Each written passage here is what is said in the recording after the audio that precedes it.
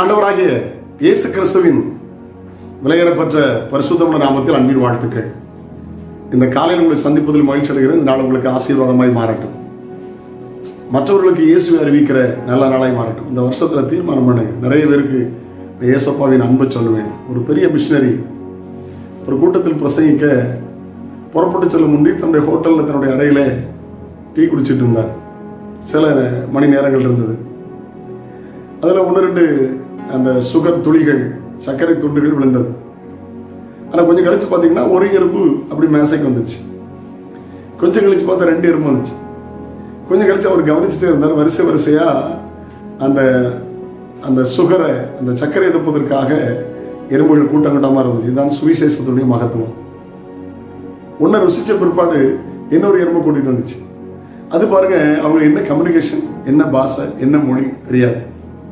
இதை நம்ம சாதாரணமாக நம்ம கண்களால் பார்க்கிறது. நம்ம வீட்டில் பிள்ளைகள் ஒரு முட்டாய் துண்டு விழுந்தா கூட இப்படித்தான் நடக்கும். அல்லேலூயா, ஸ்தோத்திரம். சுவிசேஷம் அறிவிச்சிருக்கீங்களா? ரட்சிப்பை மற்றவங்களுக்கு சொல்லியிருக்கீங்களா? நீங்கள் பட்ட சுகத்தை மற்றவங்களுக்கு சொல்லியிருக்கீங்களா? நீங்கள் பட்ட சமாதானத்தை மற்றவங்களுக்கு சொல்லியிருக்கீங்களா? நீங்கள் பட்ட பாவ மன்னிப்பு நிச்சயத்தை மற்றவங்களுக்கு சொல்லியிருக்கீங்களா?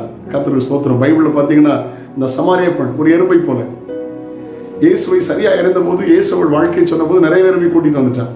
பழைய ஏற்பாட்டில் குஷ்டரோகிகள் விடியற் காலம் வரைக்கும் நம்ம இருந்த அந்த பழி நம்ம சுமரும் இந்த நற்செய்தி வரைக்கும் நல்ல புறப்பட்டு போயிட்டாங்க. ஆமென்.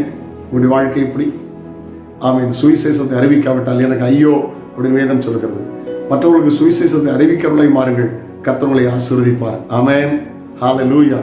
வாசிங்க மத்தேயு எழுதின சுவிசேஷம் 28ஆம் அதிகாரம் 19 20 வாசிக்க கேட்கலாம். ஆகையால் நீங்கள் புறப்பட்டு போய் சகல ஜாதிகளையும் சீஷராக்கி பிதா குமாரன் பரிசுத்தாவின் நாமத்தினாலே அவர்களுக்கு ஞானஸ்நானம் கொடுத்து நான் அவர்களுக்கு கட்டளையிட்ட யாவையும் அவர்கள் கைக்கொள்ளும்படி கருத்தாய் அவர்களுக்கு உபதேசியுங்கள். உலகத்தின் முடிவு வரைந்தமும் சகல நாட்களிலும் நான் உங்களோடு இருக்கிறேன் ஆண்டவர் சொன்னார். கருத்தாய் உபதேசியுங்கள். ஆமென். இந்த வருஷத்துல அப்படி பிராக்டிஸ் பண்ணுங்க. உன் நண்பர்கள், உறவினர்கள், தெரிந்தவர்கள், அண்டை அயலகத்தார் எல்லாருக்கும் ஏசப்பா அன்பை சொல்லுங்க. அவங்க வாழ்க்கை செழிக்கட்டும், ஆசீர்வாதமா இருக்கட்டும், கிருபை கொடுப்பதாக ஜபிக்கலாமா. நாளை உங்களை சந்திக்கிறேன். அதுவரை ஆண்டோட கிருபை உங்களை தாக்கட்டும். தகப்பனே, நாங்களும் எங்கள் குடும்பமும் சபையும் கிறிஸ்துவை பிரதிபலிக்கிற சுவிசேஷத்தை அறிவிக்கிறவர்களாய் மாற்றும். ஒரு எறும்பு ஒரு இனிப்பை கண்டபோது நண்பர்களெல்லாம் கூட்டிகிட்டு வந்துச்சேன். நாங்கள் எங்கள் வாழ்க்கையில் எங்கள் மூலம் ஒரு நபரை கர்த்தருக்குள்ளே கொண்டு வந்தோன்னு சொல்ல முடியாத அளவுக்கு இருக்கிறவங்க மற்றவர்களை கர்த்தருக்குள்ளே நடத்துவர்களாய் மாற்றும். சுவிசேஷம் அறிவிக்கிற தைரியத்தின் கிருபையும் தாரும். ஆசீர்வதியும். இயேசுவின் நாமத்தில் ஜெபங்கள் பிதாவே. ஆமென். God bless you. Have a nice day.